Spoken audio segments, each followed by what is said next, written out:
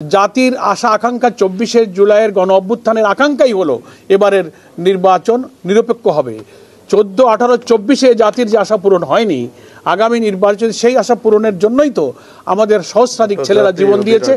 30-40 হাজার ছেলেরা, আমাদের সন্তানেরা, তারা আহত ক্ষতবিক্ষত হয়েছে। এর মূল্য হবে না যদি এই নির্বাচনটা আমরা নিরপেক্ষ করতে না পারি।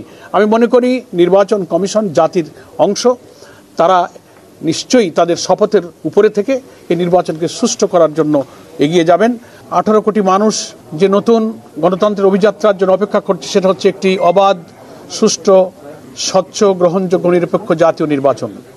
সেই নির্বাচনের সুনির্দিষ্ট তারিখ ঘোষণা, এটার জন্য জাতি অপেক্ষা করছে।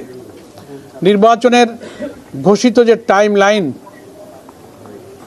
আসন্ন রমজানের পূর্বেই নির্বাচন করার ব্যাপারে যে জাতির কাছে সরকার এবং পলিটিক্যাল পার্টি স্টেক হোল্ডার আমরা যারা